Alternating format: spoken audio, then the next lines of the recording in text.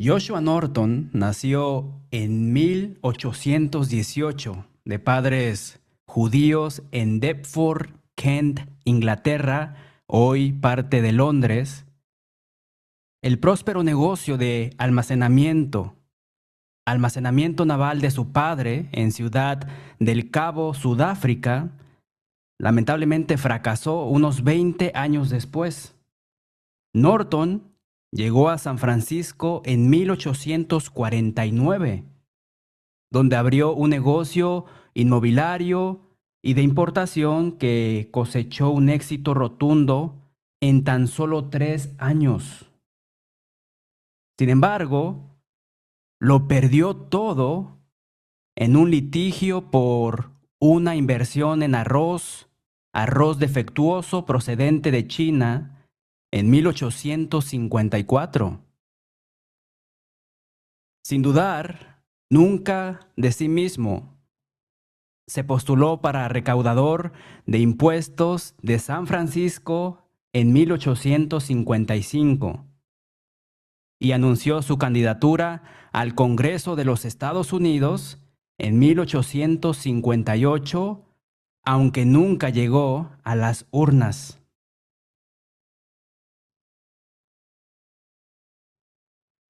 Al ver la crisis que enfrentaba Estados Unidos, Norton publicó la siguiente proclamación en un periódico de San Francisco.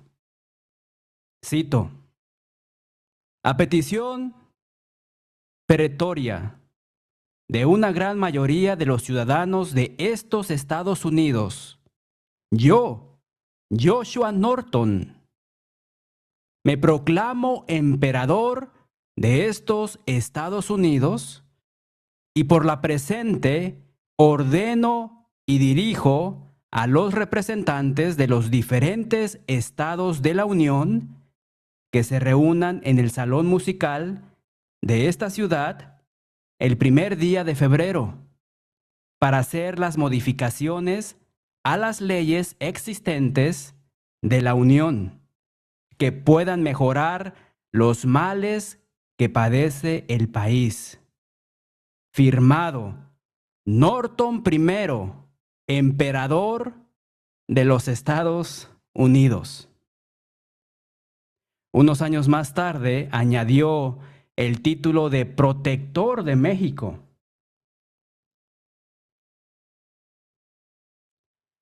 Al atribuir las grandilocuentes afirmaciones del emperador Norton a problemas de salud mental, el público lo apoyó con compasión. Y bueno, no ocurrió ningún daño. La grandilocuente o grandilocuentes afirmaciones que la Iglesia Católica hace sobre el líder de su organización son más serias.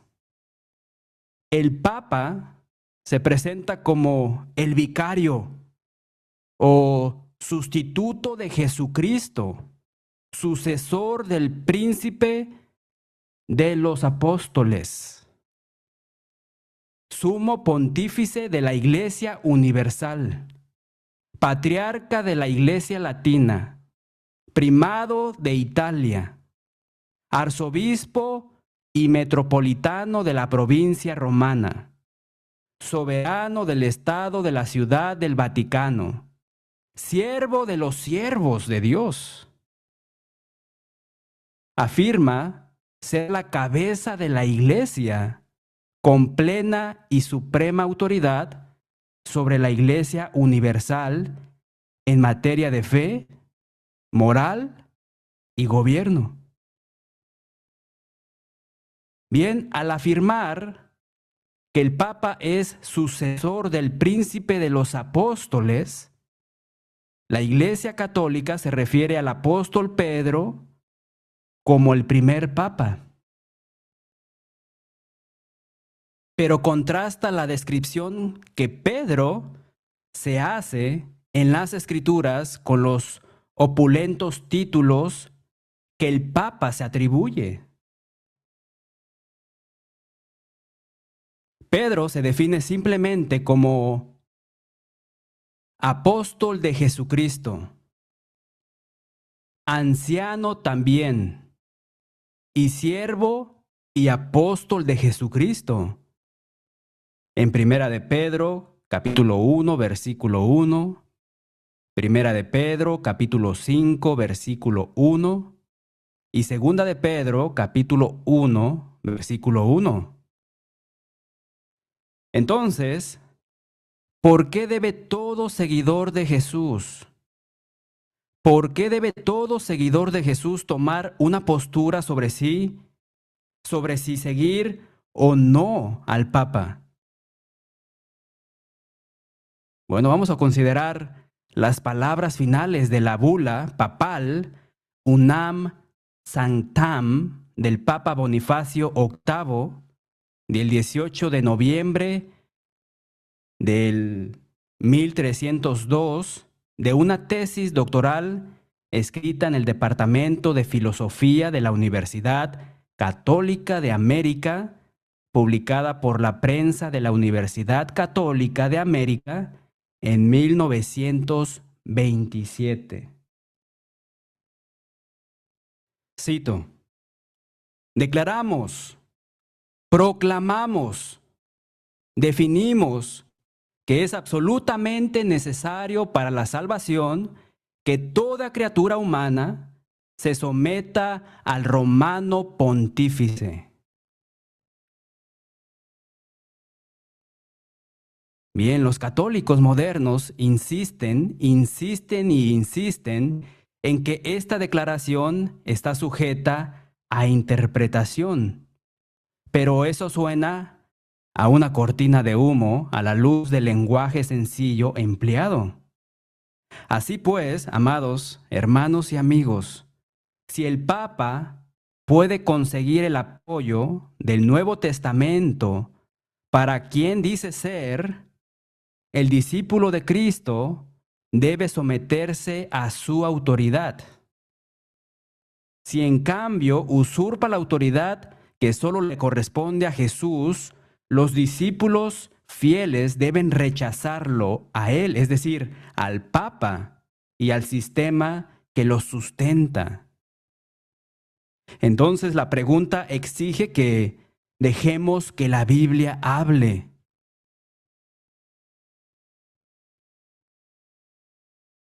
¿Fue Pedro el primer papa? Preguntamos retóricamente. La respuesta es no. La primera reivindicación, o también se puede decir reclamación o afirmación de poder especial para el obispo de Roma, vinculada al apóstol Pedro, provino del llamado Papa Esteban I, 220 años después de Jesús. 220 años después de Jesús sucedió la primera reivindicación. Otros obispos usaron el título de papa con cierta ligereza hasta el siglo VI. La palabra pontífice es la abreviatura de Pontifex Maximus, en latín, que significa sumo sacerdote. Amados amigos, el único sumo sacerdote bajo el Nuevo Testamento es nuestro Señor Jesús.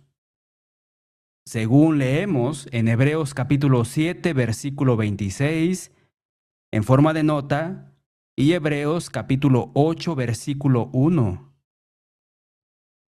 Nunca en las Escrituras se le otorga a nadie el derecho, así es, el derecho de afirmar ser el vicario, el reemplazo o el sustituto del Hijo de Dios sin pecado.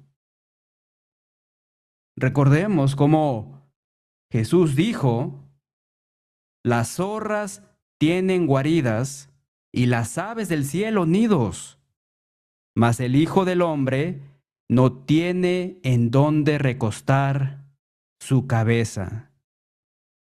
Mateo capítulo 8, versículo 20. En Hechos capítulo 3 y versículo 6, Hechos capítulo 3, versículo 6, Pedro le dice a un mendigo, no tengo plata ni oro, pero lo que tengo te doy. En contraste, Abro Manhattan escribe en su libro titulado Los 1.000 millones del Vaticano. Él dice lo siguiente: la Revista Mundial de las Naciones Unidas ha estimado que el tesoro de oro macizo del Vaticano asciende a varios miles de millones de dólares. Si a eso se suman todos los bienes raíces, propiedades, acciones y participaciones en el extranjero, la Iglesia Católica posee más riquezas materiales que cualquier otra institución, que cualquier otra corporación, banco, fideicomiso, gobierno o estado del mundo entero. El Papa, como gobernante visible de esta inmensa acumulación de riqueza, es, en consecuencia, el individuo más rico del siglo XX. Nadie puede calcular con realismo su fortuna en miles de millones de dólares. El título del Papa, siervo de los siervos de Dios, es, amados hermanos y amigos, incompatible con lo que la Enciclopedia Católica denomina insignias y marcas de honor del Papa.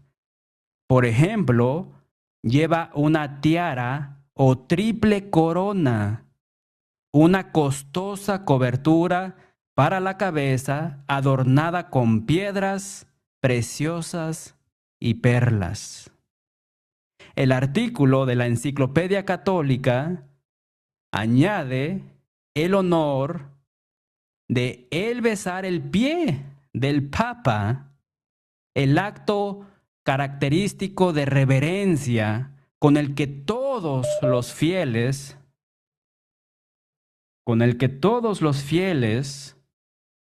le rinden honor como vicario de Cristo. Mientras tanto, vayamos a las Escrituras. En Hechos, capítulo 10, versículos 25 y 26. Hechos, capítulo 10, versículos 25 y 26. Cuando el centurión Cornelio se postró a los pies de Pedro y lo adoró, Pedro le levantó diciendo, levántate, pues yo mismo también soy hombre. No aceptó la reverencia. Mientras que el Papa afirma ser obispo universal y cabeza de la Iglesia, el apóstol Pedro, al dirigirse a otros ancianos, les dice en Primera de Pedro, capítulo 5, versículo 3, Primera de Pedro, capítulo 5, versículo 3, que no sean como teniendo señorío sobre los que están a vuestro cuidado, sino siendo, escuchen, ejemplos de la grey. Luego, en Primera de Pedro, capítulo 5, el siguiente versículo, cuarto, Primera de Pedro, capítulo 5, versículo 4, escribe, y cuando aparezca el príncipe de los pastores, vosotros recibiréis la corona incorruptible de gloria. Amigos, claramente se refería y se refiere a Jesús, nuestro Señor, no a sí mismo como el príncipe de los pastores. Pedro no usurpó el lugar de su Señor. ¿Y por qué deberíamos hacerlo nosotros?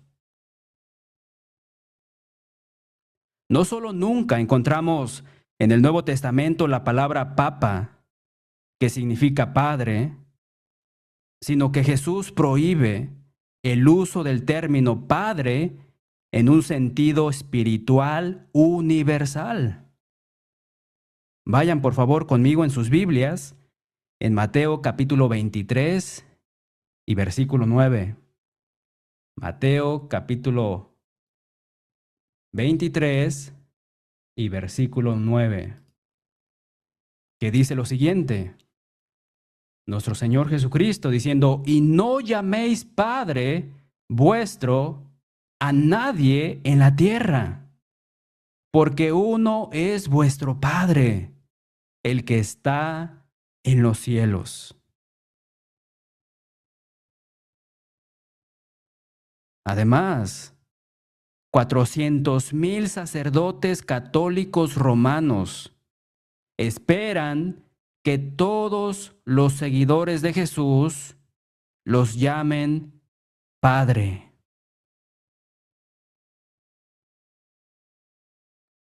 El apóstol Pablo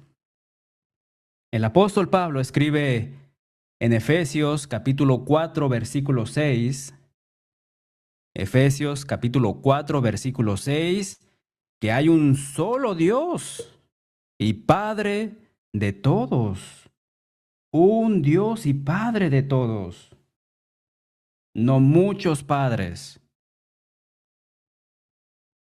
La Iglesia Católica Romana cuenta con aproximadamente 3,000 diócesis, pero no existen diócesis en la Iglesia del Nuevo Testamento.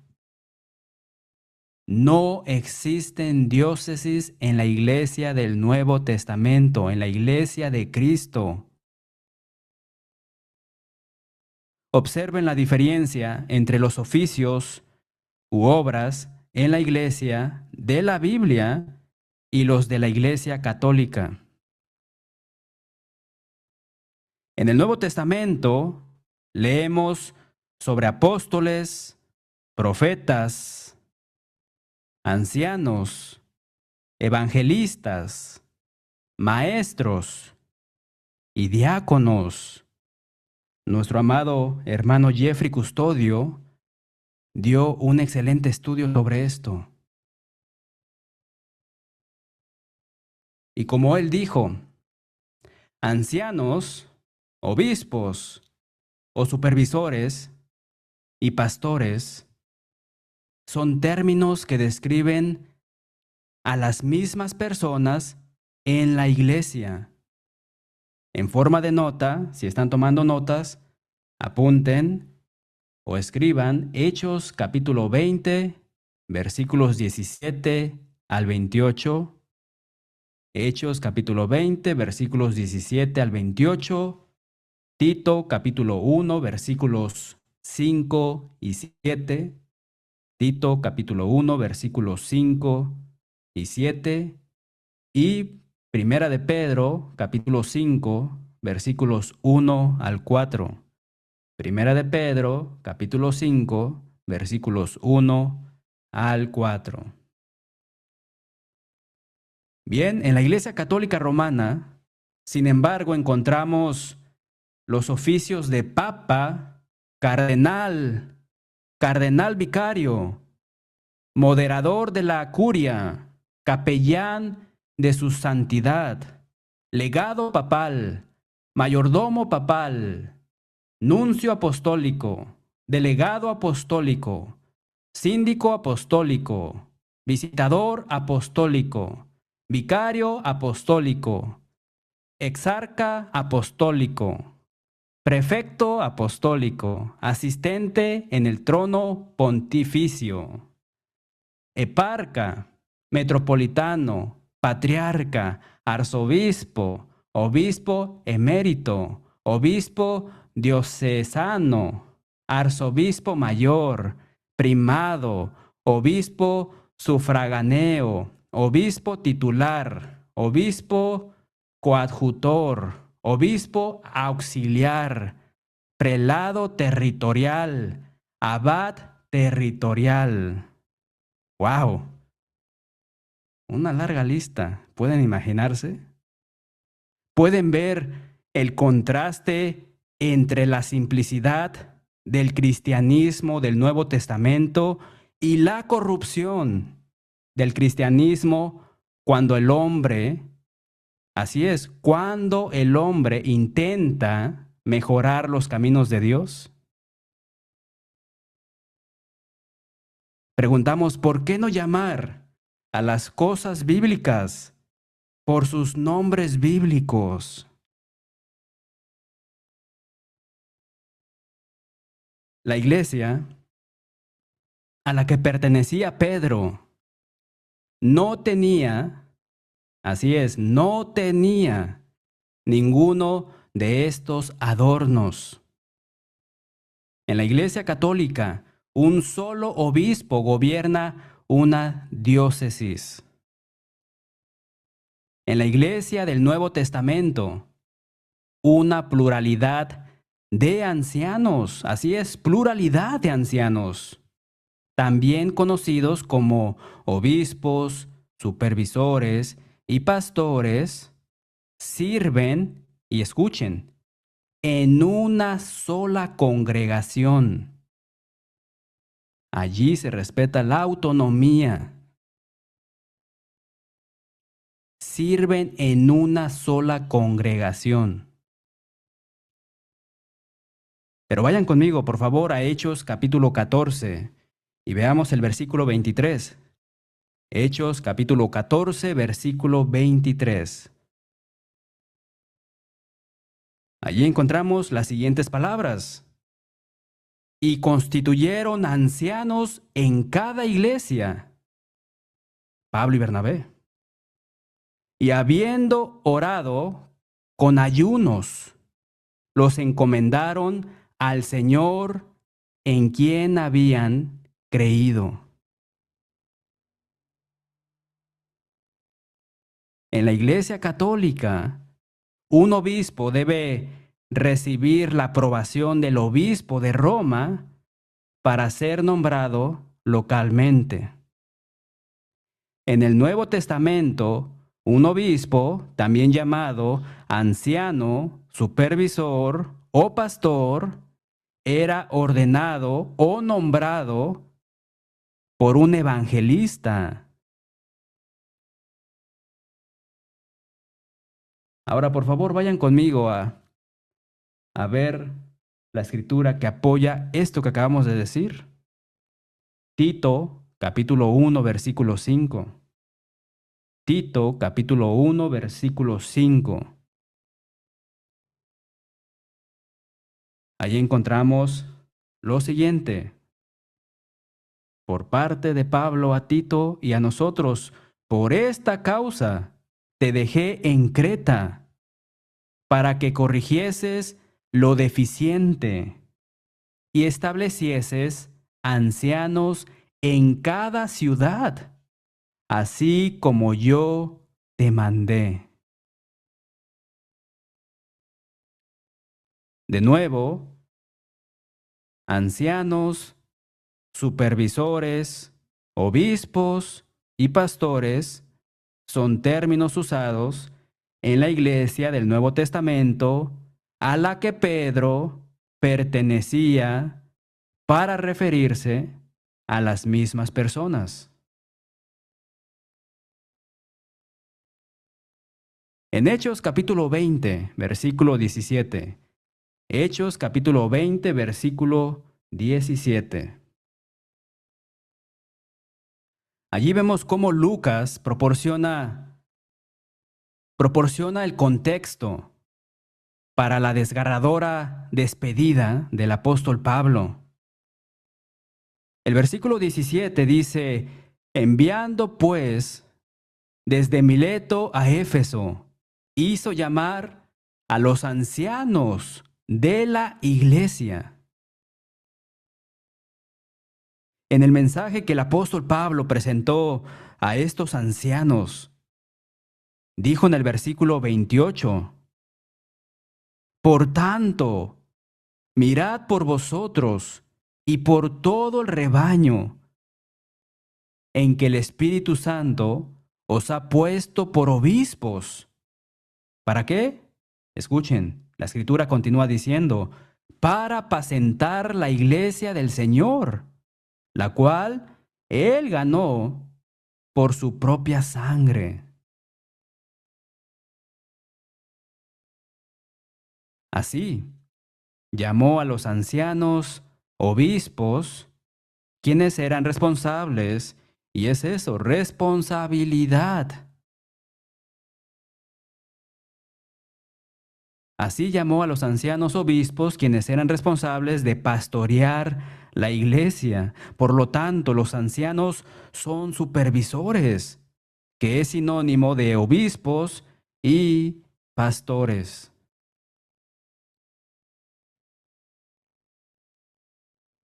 Encontramos además en Primera de Pedro, capítulo 5, versículos 1 y 2, Primera de Pedro, capítulo 5, versículos 1 y 2. Ruego a los ancianos que están entre vosotros, yo, anciano también con ellos, y testigo de los padecimientos de Cristo, que soy también partícipe de la gloria que será revelada. Apacentad la grey de Dios que está entre vosotros, cuidando de ella. Y escuchen, esto es muy importante. Cuidando de ella no por fuerza, sino voluntariamente, no por ganancia deshonesta, sino con ánimo pronto. El apóstol Pedro, amados hermanos y amigos, no estableció una jerarquía entre ancianos, entre obispos y pastores, sino que enseñó que cada uno de estos términos, ancianos, supervisores, obispos y pastores, describía a las mismas personas. Y por eso preguntamos, ¿pueden ver la brecha? ¿Pueden ver la brecha que separa la enseñanza de Pedro de la enseñanza de la Iglesia Católica?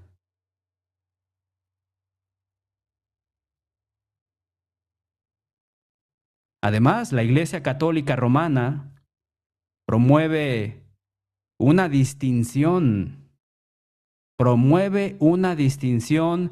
entre el sacerdocio y los laicos, o, o la gente común, ellos lo llaman así.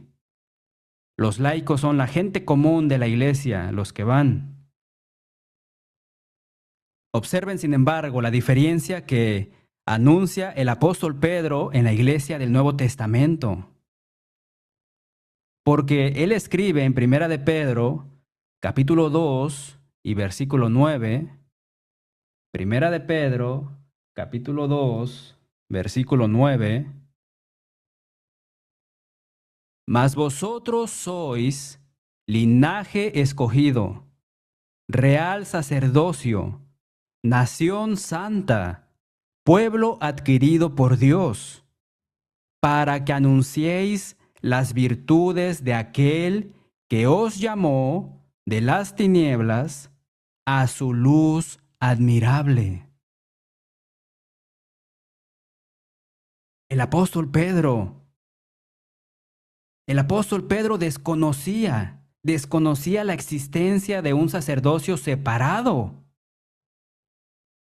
pero se refirió a todo el pueblo fiel de Dios como un real sacerdocio.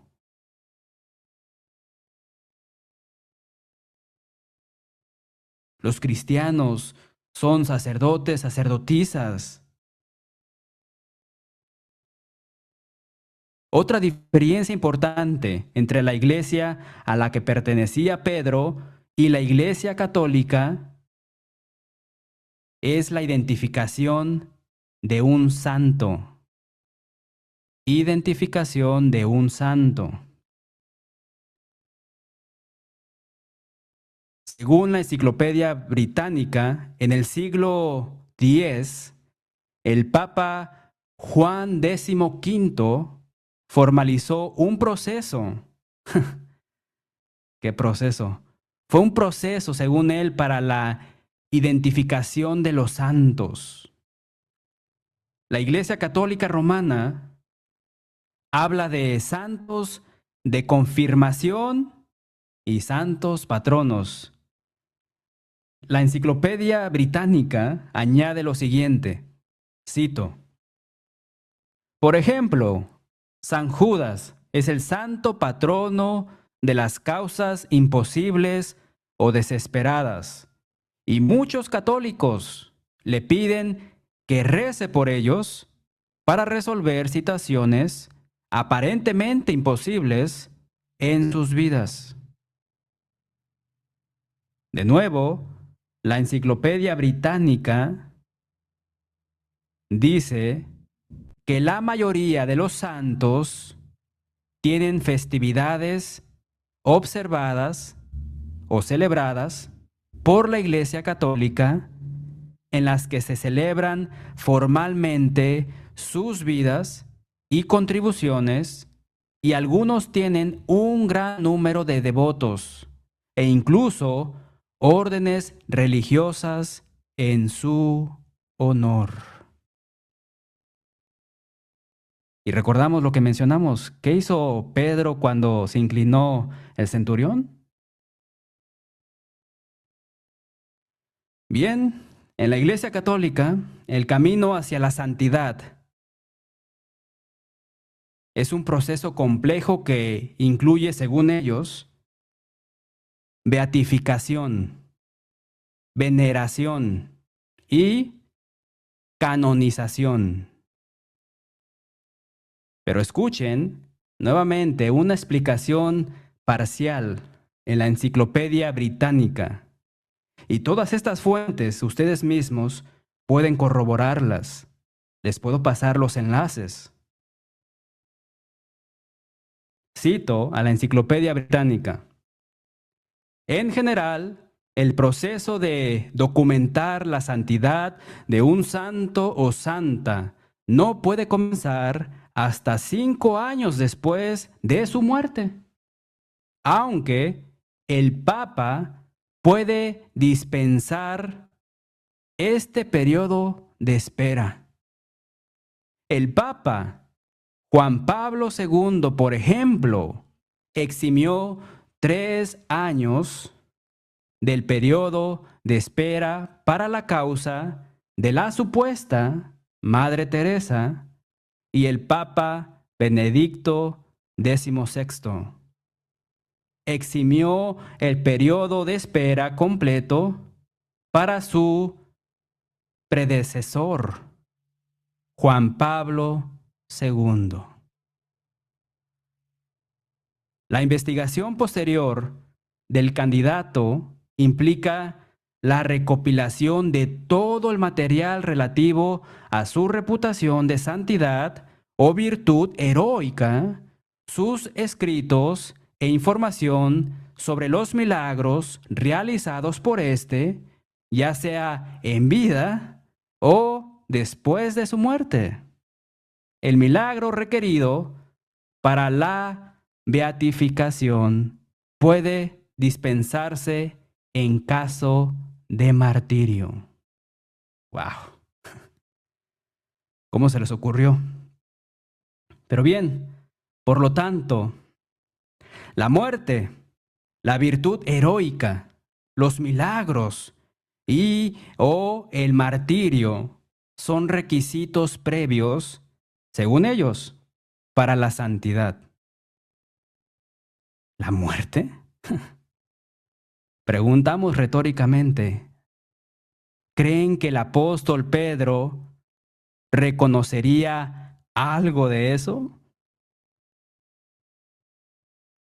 Permítanme decirles, ni una palabra de esto encontramos en las Escrituras, en la Biblia, en la palabra de Dios.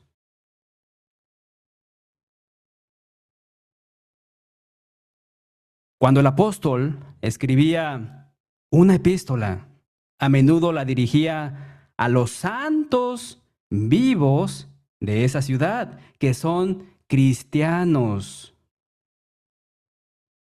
En Judas 3, en Judas 3,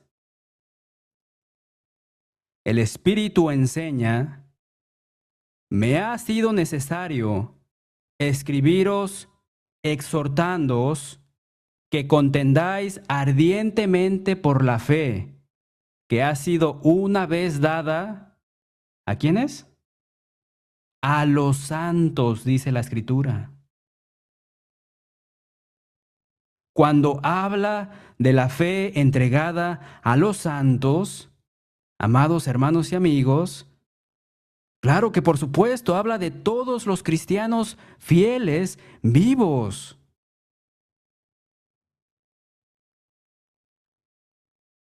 La palabra santo, la palabra santo significa piadoso, sagrado, santo. El apóstol Pedro escribió a todos los cristianos en Primera de Pedro, capítulo 1 y versículo 15. Primera de Pedro, capítulo 1, versículo 15. Sino como aquel que os llamó es santo, sed también vosotros santos en toda vuestra manera de vivir. El apóstol Pablo, como Pedro, no sabía nada del complicado sistema asociado con la santidad según la Iglesia Católica.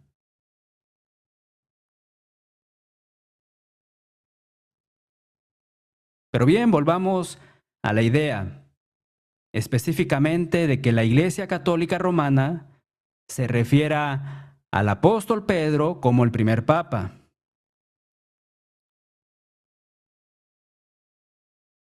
Amados, uno de los problemas fundamentales con esta idea es que Pedro estaba casado. Así es, Pedro estaba casado y los papas, cardenales, obispos, sacerdotes, etcétera, católicos, romanos, se les prohíbe casarse. El apóstol Pablo habría sido un candidato mucho mejor para el papado en lo que respecta al celibato.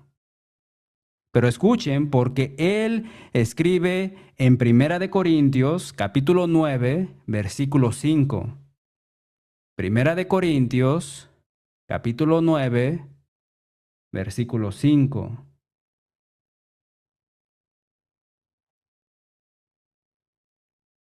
No tenemos derecho de traer con nosotros una hermana por mujer, como también los otros apóstoles y los hermanos del Señor y Cefas.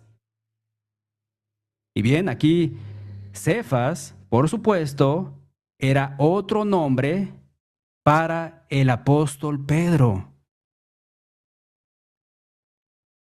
Leemos, además, en el relato del Evangelio de Mateo, Mateo capítulo 8, versículo 14.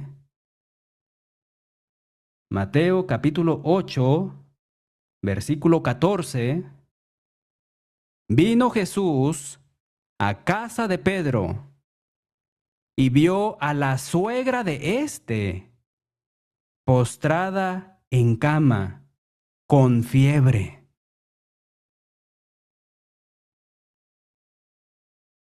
¿Cómo era posible? ¿Cómo era posible que el primer papa estuviera casado y a todos los demás papas se les prohibiera casarse?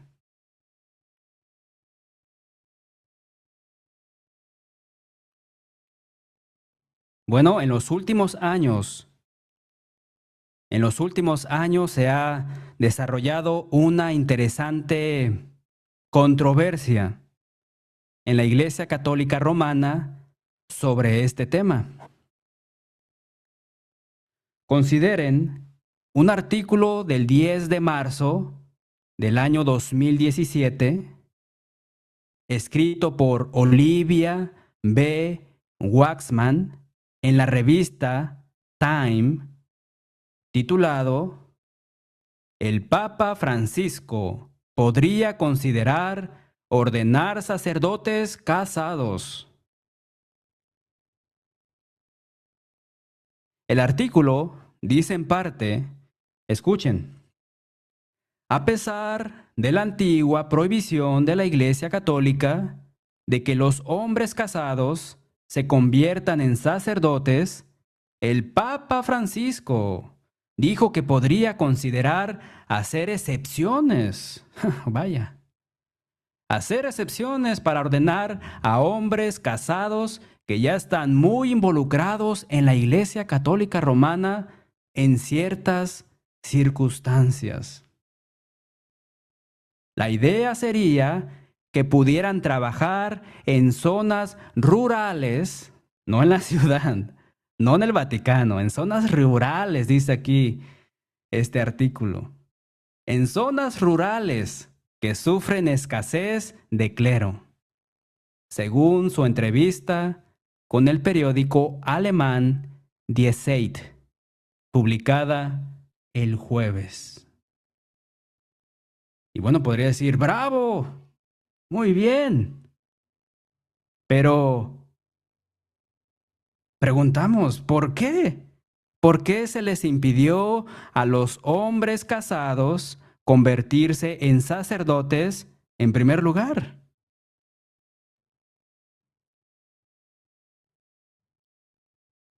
Bueno, escuchen esta porción. El requisito de castidad se establece en el Código de Derecho Canónico de la Iglesia de la siguiente manera.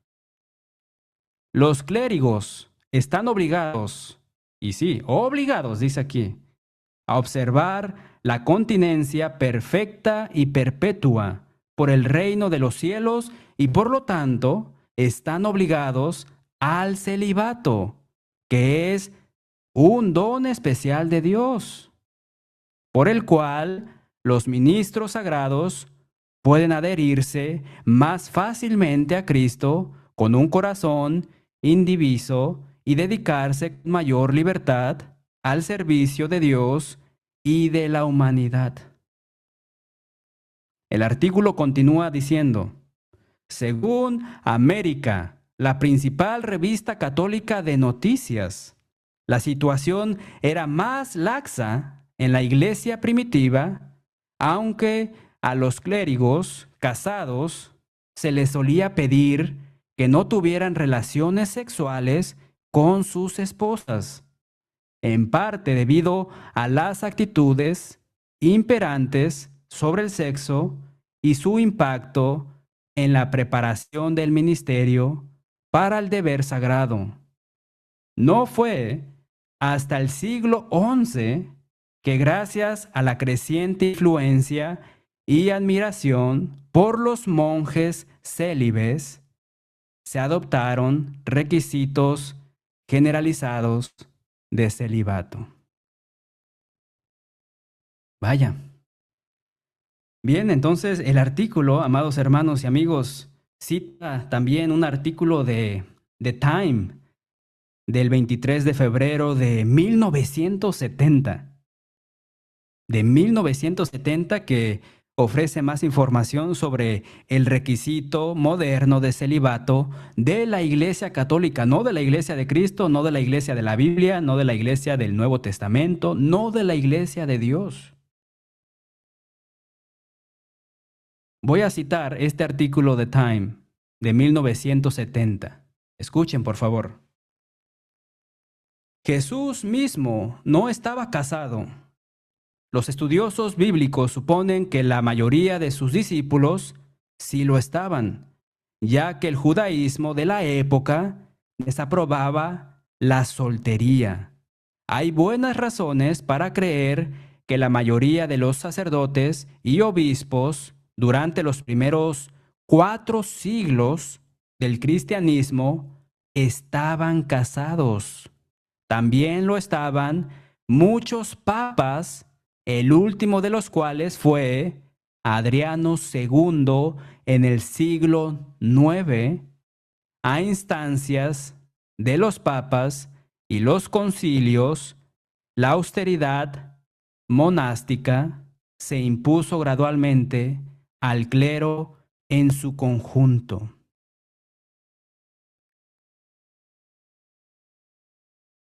En 1018, el Papa Benedicto VIII prohibió formalmente los matrimonios sacerdotales.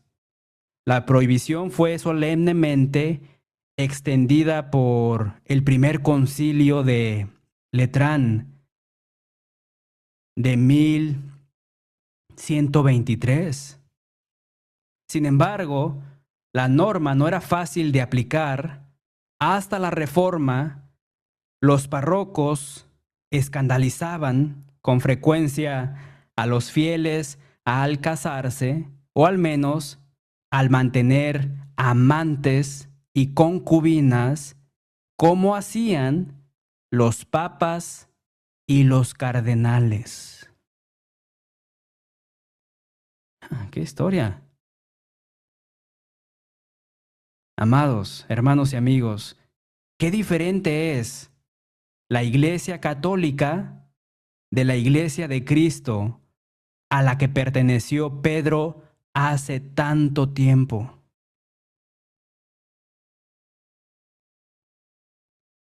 Pero aquí vemos una advertencia en las Escrituras. La advertencia del apóstol Pablo, primera de Timoteo, capítulo 4, versículos 1 al 3. Y esta advertencia del apóstol Pablo es de un interés más que pasajero. Escuchen, 1 Timoteo 4, versículos 1 al 3. Pero el Espíritu dice claramente que en los postreros tiempos algunos apostatarán de la fe, escuchando a espíritus engañadores y a doctrinas de demonios, por la hipocresía de mentirosos que teniendo cauterizada la conciencia, escuchen el versículo 3, prohibirán casarse y mandarán abstenerse de alimentos que Dios creó para que con acción de gracias participasen de ellos.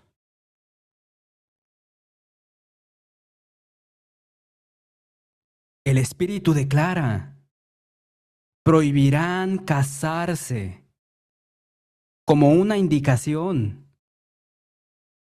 Así es, como una indicación de quienes se han apartado de la fe.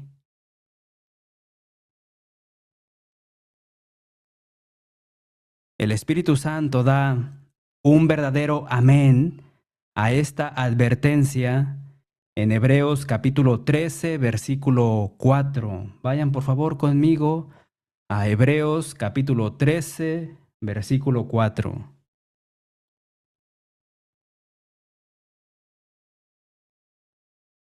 Honroso sea en todos el matrimonio y el lecho sin mancilla, Pero a los fornicarios y a los adúlteros los juzgará Dios.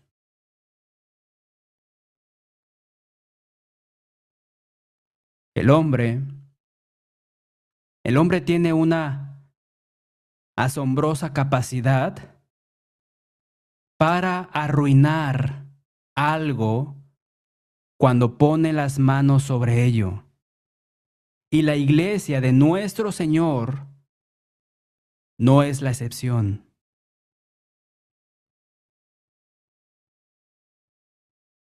Este breve estudio, amados hermanos y amigos, es solo la punta del iceberg.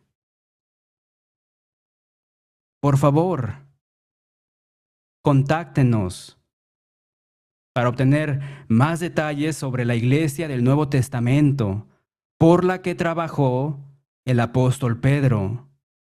¿Por qué conformarse con menos? ¿Por qué?